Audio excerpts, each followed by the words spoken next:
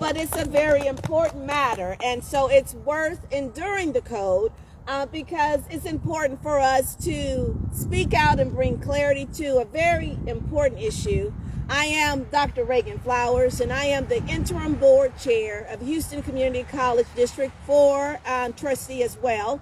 And I called this press conference today to respond to the urgent need to bring clarity and understanding to the community about the actions that HCC Board took on December 22nd related to the filling of the District II vacancy created by Trustee Skillern-Jones' resignation. Following that board meeting, I, along with several of my colleagues on the HCC Board, we have received calls, we have received text messages, we have received emails from the residents of District II who have expressed their confusion and their lack of understanding of the actions taken by the board related to the HCC District II vacancy seat. In an effort to clarify the misunderstanding, I thought it necessary and very important to make sure that the general public clearly understands that what actions were taken by the board at that December 22nd meeting. So there were two things that took place. The board initially took a vote on December 22nd to, one, accept the resignation of Trustee Rhonda Skillern-Jones, and to two, secondly, we, the board, voted to move forward with the announcement of the vacancy for HCC's trustee position in District 2 and to ultimately adopt a process the board would exercise in filling the position. To be clear, no actual process was adopted by the second vote. Rather, it was the board expressing that it would at a later date adopt a process to fill the vacancy. The two options being by appointment or by special election. Following the meeting, the HCC outgoing board chair had a press release that affirmed the fact that a process to fill the vacancy will be forthcoming. Again, to be clear, no decision about the process to fill the vacancy has been made. Now, several of my colleagues on the board, they join me in my belief that and my understanding that the residents of District 2 should make the decision who represents them on the HCC board. I believe in following state laws, state statutes, and working within the confines of those laws and statutes in a manner that best serves the people. According to the statute that governs the actions of Houston Community College Board, there is a bracket bill per legal counsel Dave Thompson that was written specifically for HCC and applies only to HCC.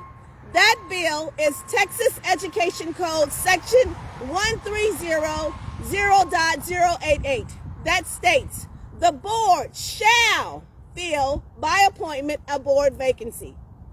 The remaining members of the board, not later than the 30th day after the date on which the vacancy occurs, shall select a suitable person who resides in the applicable district to fill the board vacancy until the next regular trustee election.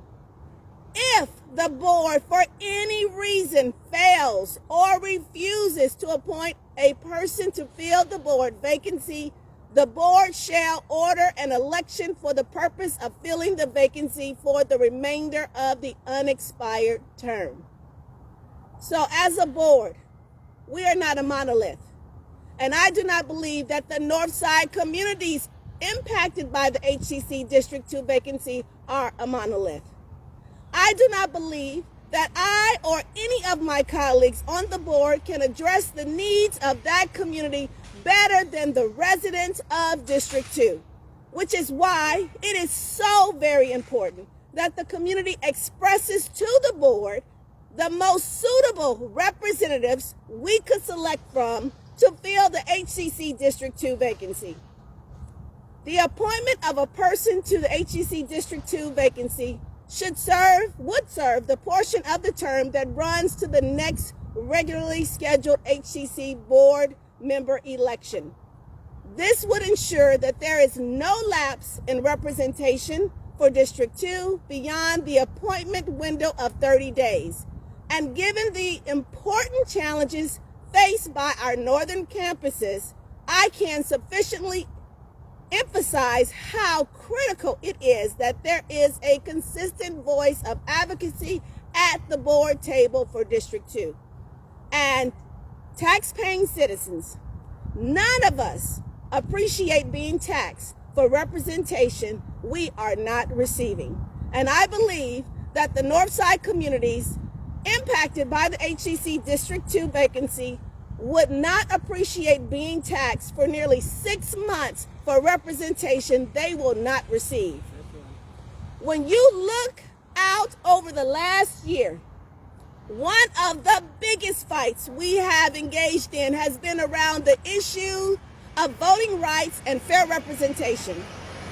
We have forces that have literally attempted to subdue the voices of people who voted for President Biden by executing an insurrection on our U.S. Capitol.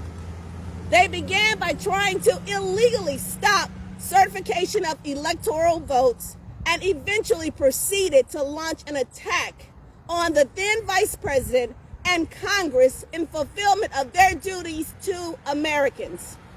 While this situation might pale in comparison to the Capitol attack, what they have in common is the need for the people to have representative government that reflects the will of the people.